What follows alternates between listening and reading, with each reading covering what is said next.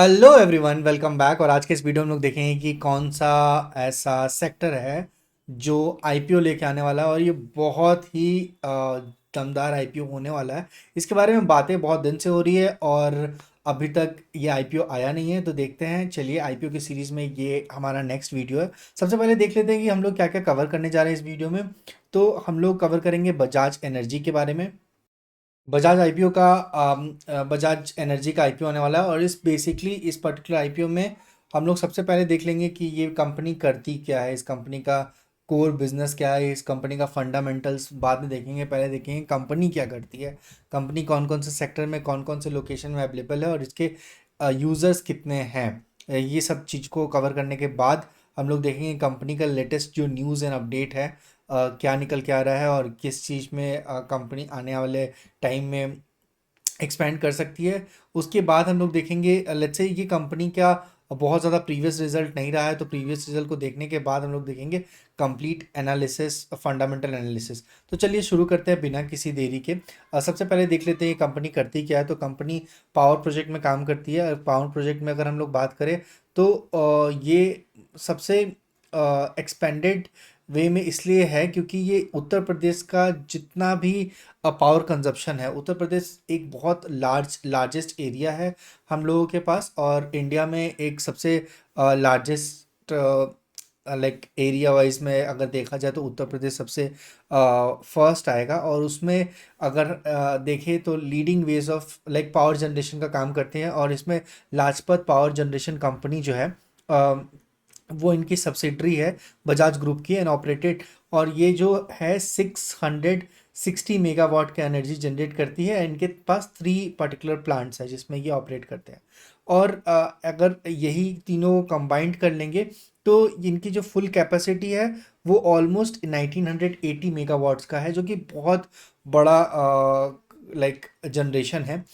अगर हम लोग इनके लोकेशंस की बात करें तो ये ऑलमोस्ट 4 डिफरेंट लोकेशन में अवेलेबल हैं, जिसमें से अगर डिस्ट्रिक्ट की बात करें तो पिलभिट डिस्ट्रिक्ट में, विलेज में, और ये सारा लोकेशन है। तो ये पर्टिकुलर पहला ब्रांच है, ये इनका दूसरा ब्रांच है, तीसरा है, चौथा एंड पांचवा। तो ये 5 डिफरेंट डिफरेंट इनके पावर प्लांट्स हैं। और इस पर्टिकुलर पावर प्लांट्स में दो में 40 मेगावाट्स का भी जनरेशन होता है। एंड लाइक ऑल टुगेदर अगर हम लोग पांचों लोकेशंस का कंबाइंड कर ले तो 450 मेगावाट्स का जनरेशन यहाँ पे होता है। और अभी आपने हमने देखा कि लाजपत पावर जनरेशन में 1980 मेगावाट्स का जनरेशन होता है।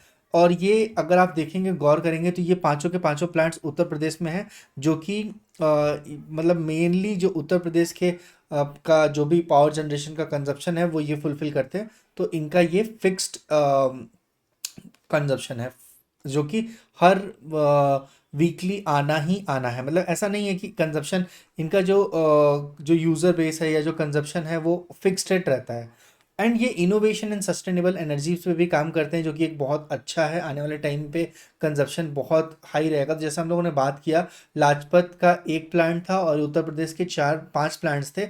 ऑल टुगेदर 6 प्लांट इनके पास है। नंबर ऑफ एम्प्लॉज 900 के आसपास है। और टोटल कैपेसिटी 1980 जो था वो लाजपत जनरेशन प्लांट से आ रहा था। और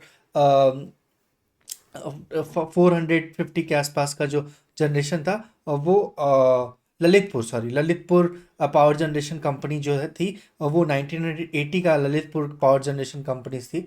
और अगर हम लोग बात करें रिमेनिंग 5 जो कंपनीज हैं वो 450 के आसपास करते हैं। इनके मैनेजमेंट भी बहुत स्ट्रांग है और ये प्रेजेंस इनका बहुत सही रहा है। अभी हम लोग चलते हैं थोड़ा सा इसके न्यूज़ एंड रिपोर्ट्स के बारे में बात कर लेते हैं। तो सबसे पहले सेबी की तरफ से इनको अप्रूवल मिल गया था 2019 में। और अगर हम देखें तो 5450 करोड़ का अप्रूवल था इनके पास और फंड रेज करने का वाया आईपीओ। तो आईपीओ ये 5455 करोड़ का आईपीओ ये लोग लेके आ सकते हैं। तो सबसे मतलब ये है कि साइज जो है ना इनके आईपीओ का वो काफ़ी फिनोमिनल रहा है। और अगर थोड़ा सा हम लोग इसके बाकी चीज़ों पे भी गौर करें तो अगेन ये जो आईपीओ काफ़ी पहले अप्रूव हो गया था पर कोविड के कारण आया नहीं था। और अभी ये आने वाले टाइम में हो सकता है कि ये आईपीओ आ जाए। तो अब थोड़ा सा इसके फंडामेंटल्स को देख लेते हैं। ये बेसिकली डीआरएच रिपोर्ट आपको ऑनलाइन यहाँ पे मिल जाएगा, आप डीआरएच रिपोर्ट को डेफिनेटली पढ़ें। ये एक स्ट्रॉन्ग रिकमेंडेशन है, आपको नॉलेज होना चाहिए, पता होना चाहिए कि डीआरएचपी रिपोर्ट्स जो होता है वो कंपनी सबसे पहले पब्लिश करती है, अपने कंप्लीट फंडामेंटल्स, अपनी कंप्लीट जानकारी इस रिपोर्ट्स में रहता है। अब थोड़ा सा हम लोग ब्रेक डाउन करेंगे तो बेसिकली ललितपुर, बजाज एनर्जी और ललितपुर का ये largest private sector thermal power plant है, और अगर ऑपरेटिंग प्लांट है जिसमें बजाज एनर्जी के पास 450 मेगावाट का जनरेशन है, 5 प्लांट मिला के। और ये इसलिए आ रहा है ताकि they wanted to acquire Lalitpur power plants, और ये सबसे इसलिए ये 5,400 करोड़ के आसपास का आईपीओ था। ये 2008 में ये कंपनी फाउंड हुई थी, विनय कुमार सिंह बंगोटी ने ये कंपनी को फाउंड किया था। और पेरेंट्स ऑर्गेनाइजेशन की बात करें तो बजाज एनर्जी इनकी पेरेंट ऑर्गेनाइजेशन है। अब थोड़ा सा स्ट्रेंथ और वीकनेसेस बात कर ले इस कंपनी के बारे में, तो one of the largest independent power producer in Uttar Pradesh, ये सबसे बड़ा इनका स्ट्रेंथ है, one of the largest power producer in Uttar Pradesh. तो सबसे बड़े पावर प्लांट प्रोड्यूसर हैं, और प्रिंसिपल फ्यूल सप्लाई में भी ये कोल सेंट्रल कोल फील्ड में सब्सिडरी है कोल इंडिया के पास।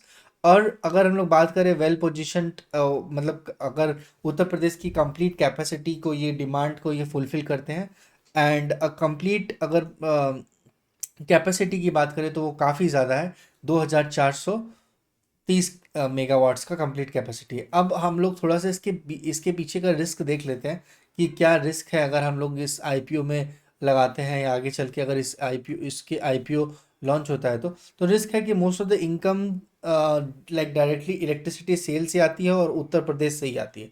तो ये भी एक मेरिट है, तो ये डिमेरिट भी है कि आपके इनके पास डाइवर्सिफाइड रीजन नहीं है, ये सिर्फ और सिर्फ उत्तर प्रदेश में ही इनका प्रेजेंस है। और एज पर डीआरएचपी रिपोर्ट जो हम अभी बता रहे थे, बहुत इंपॉर्टेंट होता है, ललितपुर का इन्वॉल्व्ड है, वो डिस्प्यूट में इन्वॉल्व्ड हैं, और यूपीपीसीएल फॉर टैरिफ पेमेंट। तो ये बेसिकली इन दोनों का डिस्प्यूट चल रहा है, ललितपुर पावर जनरेशन का एंड यूपीपीसीएल का, जिसमें डीआरएच सपोर्ट में ये दिया गया था, जो इनका डिमेरिट है। और बहुत सारे complain and loan agreement default भी कर चुकी है ये कंपनी।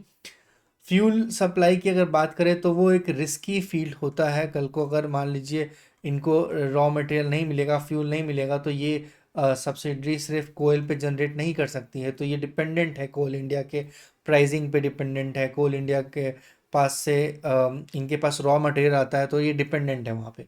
ऑपरेशनल जो कैरी आउट रिस्क है वो इन्वायरमेंट डैमेज पे होता है, क्योंकि कोल कंजप्शन के बाद ये इलेक्ट्रिसिटी प्रोड्यूस करती हैं। तो और जो अगर फाइनल टैरिफ ललितपुर का जो टैरिफ है वो अगर अप्रूव नहीं है यूपीईआरसी से, तो बेसिकली ये गवर्न बॉडी है, यहाँ से अप्रूवल मिला नहीं है इनके टैरिफ को, तो ये भी एक ड्रॉबैक है। फाइनेंशियल रिजल्ट की बात करें तो सीजनल वेरीज रही है, अभी तक बहुत बड़ा प्रॉफिटेबल नहीं दिखा है। अगर हम थोड़ा सा चलिए प्रॉफिटेबिलिटी की जहां बात आ गई तो फाइनेंशियल रिपोर्ट पे भी ध्यान दे देते, तो रेवेन्यू आप देखेंगे कि कंटिन्यूसली गिरता चला जा रहा है, कम हो रहा है। और अगर आप टोटल एसेट की बात करें तो टोटल एसेट मेंटेन है, और प्रॉफिटेबिलिटी की बात करें तो प्रॉफिटेबिलिटी भी यहाँ पे आपको दिखेगा कि मार्च 2018 में ये निगेटिव में रहा है, और 16-17 में ये पॉजिटिव में था। अभी इसके लेटेस्ट रिपोर्ट भी हम आपको शो करेंगे बहुत जल्दी। ये था ललितपुर का कंप्लीट रिपोर्ट। अब चलिए हम रिपोर्ट सेक्शन में चलते हैं। अगर बजाज सब शेयर के रिपोर्ट सेक्शन की बात करें तो बहुत सारे रिपोर्ट्स हम लोगों ने चेक किया, बहुत सारे रिपोर्ट्स को एनालाइज करने के बाद अगर आज तक हम रिपोर्ट लेके आए, अगर फंडामेंटली जो स्ट्रॉन्ग जो आपको नीडेड है वो रिपोर्ट के बारे में अगर हम लोग बात करें, तो यहाँ पे आप देखेंगे कि 2022 में का ये रिजल्ट था और 2021 का ये रिजल्ट था। ठीक है, ये आपको इनके ऑफिशियल वेबसाइट पे मिल जाएगा, तो वहाँ पे आप जाके चेक कर सकते हैं। अगर ऑपरेटिंग इनकम की बात करें तो 1200 करोड़ का ऑपरेटिंग इनकम था और 922 करोड़ का ऑपरेटिंग इनकम था 2021 में, तो वहाँ से एक अच्छा स्पाइक देखने को मिला है। प्रॉफिट आफ्टर टैक्स की बात करें तो 12 करोड़ का प्रॉफिट आफ्टर टैक्स है 2022 में, जो कि 2021 में 8 करोड़ के आसपास का था। 50% यहाँ पे हाइक देखने को मिला है, पर स्टिल बहुत सारी चीज़ें हैं जो कि फेवरेबल नहीं है इस कंपनी में। तो आप अपने एनालिसिस के बाद ही पोजीशन बनाएं, और मेक श्योर कि अगर आपको ये वीडियो अच्छा लगा हो तो आप चैनल को सब्सक्राइब कर दीजिए। मिलते हैं नेक्स्ट वीडियो में, तब तक के लिए stay tune, take care, bye bye.